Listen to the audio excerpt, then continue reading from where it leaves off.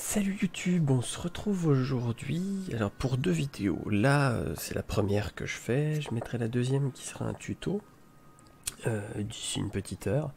Alors, cette vidéo va être assez rigolote. Mais du coup, j'ai voulu tester le jeu sur une très vieille machine. Alors, ce que j'appelle une très vieille machine, euh, on est sur une config qui date clairement.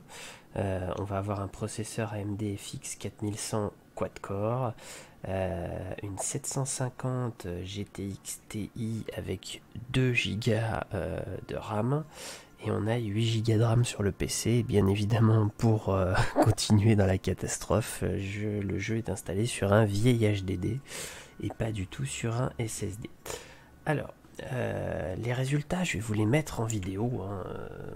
On va avoir les résultats ensuite. C'est pas compliqué, hein. Le résultat est simple. On met 4 minutes 25 pour arriver sur le menu. Déjà, le temps de chargement est catastrophique, mais bon, ça, on s'en doutait. Le jeu ne se lance pas, donc vous allez le voir, hein, par vous-même. Je vais lancer la vidéo ensuite et vous expliquer en même temps ce que j'ai fait comme test.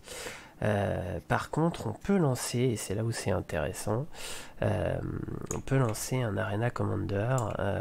Donc vous allez voir, en fait, c'est assez surprenant, et c'est là où on voit que le jeu est vraiment pas opti, parce qu'avec un vieux pros comme ça, une vieille carte graphique avec que 2 Go, on a que 8 Go de RAM, et bah le jeu en fenêtré en 1024 tourne et plutôt pas moche. Il tourne correctement, on n'est pas à 2 FPS. Donc c'est plutôt rassurant, c'est un signe que du coup le jeu, le jour où il sera opti, fonctionnera même avec des petites configs. Alors, des petites configs récentes, hein. Là je suis parti sur un truc complètement pété, un PC qui a en moyenne 7 ans, 8 ans sur certaines pièces. Soyons clairs, le disque dur a plus de 10 ans. Voilà, on est sur du matos qui est très usagé.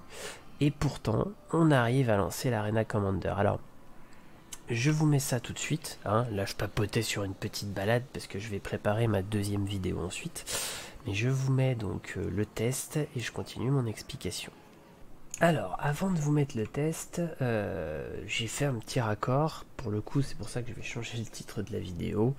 Je vais vous proposer deux petits tips importants, parce que tant qu'à faire, vu qu'on fait un test de matos, ça vous permet aussi d'avoir des tips plutôt sympas pour gagner des FPS. Et que souvent les gens ne connaissent pas, à moins d'avoir fait des recherches. Alors comme vous voyez, hein, je suis en 1920 par 1080, very height.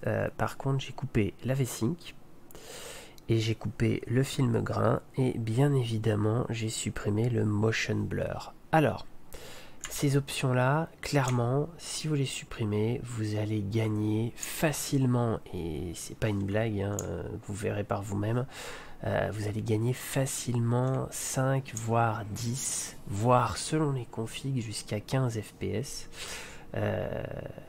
Moi clairement sur Area 18 je gagne 15 fps, faut être très clair, c'est à dire qu'avec ces trois options activées le jeu est quasi injouable, ça saccade dans tous les sens, c'est une catastrophe, alors que là il est plutôt fluide. Alors je tourne à 35 40 à certains moments sur Area 18, avec de temps en temps, voilà, vous le voyez, des petites, on a un petit à-coup, mais ça fonctionne plutôt bien. Avec les options activées, c'est la catastrophe, hein. C'est injouable, regardable, je peux pas tourner la tête comme ça sans que ça saccade dans tous les sens, c'est une catastrophe. Donc, n'hésitez pas. Voilà, je vous remontre, options, graphiques, donc la V-Sync, moi je la coupe, vous n'êtes pas obligé de la couper, c'est pas le plus catastrophique, mais moi je la coupe personnellement, je gagne encore en FPS. Le motion blur qui là pour le coup off, il n'y a pas photo, vous allez voir, ça change la vie. Et le film grain qui pareil est une catastrophe ambulante et pas du tout opti et qui vous pourrit les FPS. Voilà, je vous laisse comme prévu avec la suite de cette vidéo et le test sur la vieille bécane.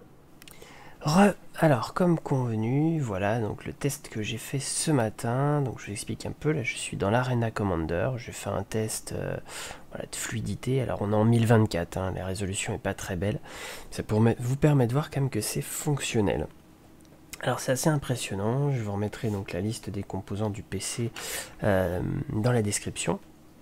moi je suis plutôt satisfait, voilà. Comme vous le voyez, hein, le vol est plutôt fluide, hein, ça fonctionne, on arrive à tirer en même temps, c'est même plus que correct. C'est juste que le jeu est un peu moche, voilà, mais en tout cas ça fonctionne. Alors comme on va le voir, voilà, il y a des petits lags au moment où je tire à certains moments, mais ça fonctionne plutôt bien. Alors là sur la console, je vais utiliser donc un raccourci qui va vous permettre de voir les FPS et on va voir ensemble ce que ça donne. Donc voilà, on fait R, donc display, info 3. Et avec ça va vous permettre d'avoir le maximum d'infos en haut à droite de votre écran sur ce qui se passe. Donc on voit, on a les FPS, on a le temps de réponse du serveur qui n'a rien à voir avec votre temps de réponse, vous, par rapport à votre connexion. Mais voilà, ça vous permet d'avoir plein d'infos, la quantité de RAM utilisée, tout ça. Donc, on voit que ça fonctionne en Arena Commander, qui est vachement moins exigeant, bien évidemment, que le PTU. Parce que clairement, le PTU ne démarre pas. Alors, je vais pas vous faire subir toute la vidéo. Voilà, là, je suis sorti, je lance. Juste après, on voit que ça bug un peu. Les loadings sont très très longs. On a des chargements de malade. Comme je disais précédemment, 4 minutes 25 pour lancer le jeu. C'est une catastrophe. Derrière, effectivement, on a un chargement qui va être ultra long quand on va vouloir aller sur le PU. Et au bout d'un certain temps, en fait, j'ai vu ce qui n'allait pas, tout simplement.